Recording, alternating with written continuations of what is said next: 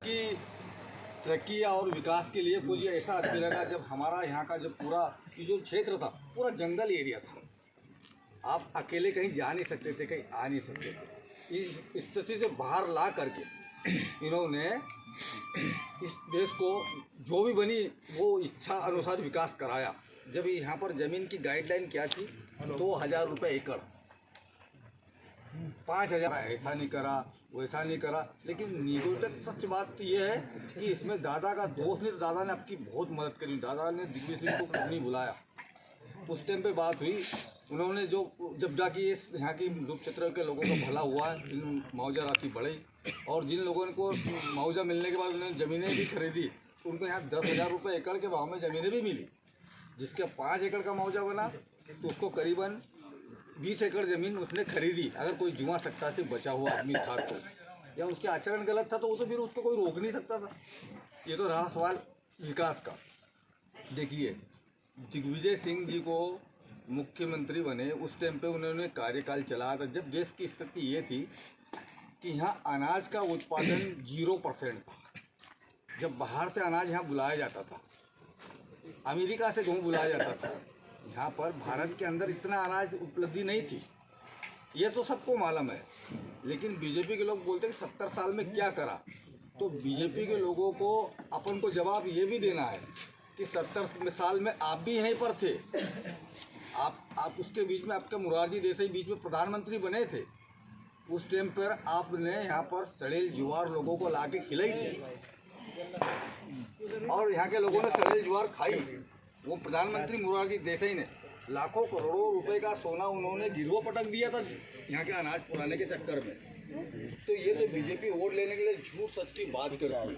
रहा सवाल राम का कोई विरोधी हो सकता है? जो बोलते हैं अरे यार भाई कि उनने तो राम को लाया, उनने तो राम का मंदिर बनाया। भाई राम तो रोम में बसे हैं। अगर बोलते ना अरे यार उसको देख लेना यार, अरे भैया उसको क्या देखे, उसमें तो कोई राम ही नहीं बचा है। इसका मतलब वो मरने वाला है, उसमें कोई राम बचा ही नहीं। अरे राम है तो हम जिंदे हैं, मंदिर की क्या आवश्यकता है? शंकर है तो हर कंकर में शंकर है।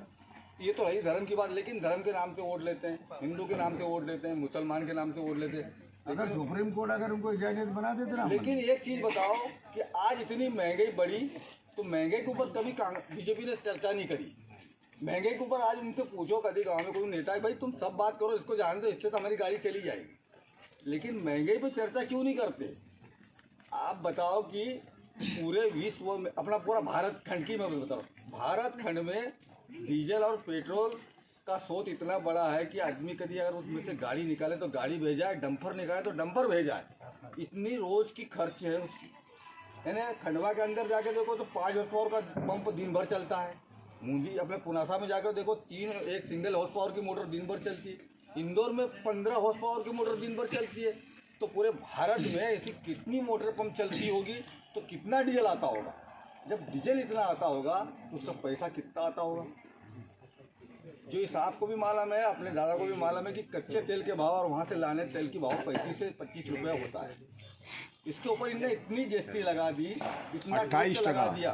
28 टका। अब ये टैक्स किसके ऊपर लग रहा है? आम आदमी के ऊपर लग रहा है। उसी का पैसा खर्च करके प्रधानमंत्री आवास बना के दे रहे हैं, उसी पैसे में वो फ्री अनाज दे रहे हैं। और बताओ कहीं गुना अधिकारियों की तनख्वाह बढ़ी, लेकिन अब किसान की फसल नहीं बढ़ी। मनमोहन सरकार थी उस टाइम पर 1950 के भाव में उन्होंने यूनिवर्सिटी के रेट तय करा था अपनी गेहूँ की फसल का। तो इन्हें कितना बढ़ाया 18 साल में? 1950 से आज बढ़ा के देख लो कितना बढ़ा, 250-300 रुपये बढ़ाया आज तक। जबकि कम से कम 4,000 रुपये क्विंटल तक हो जाना था उनके कायदे के मान से। तो आज कमलनाथ जी ने इस पूरा को देखते हुए 2600 रुपये समर्थन मूल्य कर दिया कि उनकी सरकार आएगी तो आपको 2600 रुपये से कम में आपका गेहूँ कोई खरीदेगा नहीं। अगर कोई व्यापारी कभी खरीदेगा तो उसकी आप कंप्लेंट करना, उसका जो लाइसेंस कैंसिल कर दिया जाएगा। वो अगर लेगा आपका ख़राब गेहूँ भी तो उसको चोरी से लेना पड़ेगा आपकी अनुमति से, वो खुलेआम नहीं ले सकता। ये कमलनाथ जी, ये उनने घोषणा करी है। अगर 500 रुपये में उन्होंने गैस टंकी देने की जो बात करी है वो भी उनका एक वचन है, 500 ही में ही देंगे आपको 5 साल। ये तो बीजेपी के लोगों का कहना है कि बोले वो कहाँ से देंगे। अरे कहाँ से देंगे क्या? उस टाइम पे जब दिग्विजय सिंह ने बिजली फ्री करी थी उस टाइम पे अपने यहाँ बिजली थी, लेकिन आम आदमी को नहीं मालूम है। उनको लगा कि अगर दिग्विजय सिंह कभी अगर ऐसी बिजली फ्री करता रहा तो यहाँ पर कांग्रेस बीजेपी को कभी मौका मिलेगा नहीं। अटल बिहारी वाजपेयी को इनने सलाह दे करके विभाजन कराया, छत्तीसगढ़ को अलग कराया ताकि यहाँ पर बिजली छत्तीसगढ़ में पैदा होती थी उस पे ज़्यादा। यहाँ तो मात्र चंबल में बिजली खाली पैदा हुआ, कम करा के हम लोगों को बिजली का घाटा दिलवा दिया, दिग्विजय सिंह को बदनाम करा दिया और करा के सरकार गिराने के काम करा, सरकार को हरा दिया। और उसके बाद में हमारे प्रोजेक्ट इंदिरा गांधी ने यहाँ पर बोला था, जब जिस दिन आई थी उस दिन बोला मैं रहूँ या ना रहूँ लेकिन इंदिरा सागर डैम रहेगा और ये क्षेत्र को स्वर्ग बनाएगा। तीसरे रोज उसकी हत्या कर दी गई, लेकिन इस प्रोजेक्ट को पूरा हुआ और होने का जब समय आया कि अब लगभग थाली परसा के रेडी हुई थी और उमा भारती बैठ गई। उमा भारती बैठी और उन सब चीज़ों का इन्हें कुल मिला के फ़ायदा लेने के लिए सब चीज़ चालू होने वाली थी। नहर का पानी भी चालू हो गया, ये सारी चीज़ चालू हो गई और यहाँ के लोगों को फ़ायदा मिलने लगा। ये क्या समझने लगे सारे लोग, ये तो सब पूरा बीजेपी ने करा। 100 करोड़ का प्रपोजल यहाँ के एमएलए ने भ्रष्टाचार की भेंट चढ़ा दिया।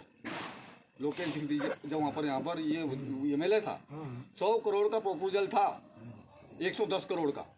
वो सोनी साहब जो है दादा के सामने ये बात बताई कि दादा मैं कर क्या सकता हूँ, यहाँ के नेता नहीं सहमत हैं, ये पैसे बोले बर्बाद हो जाएंगे और ये भ्रष्टाचार की भेंट चढ़ गए तो आम आदमी के खेत तक पानी नहीं पहुँचा पाए वो पाइपलाइन से। इसलिए आज किसानों को पानी भर मात्रा में नहीं मिला।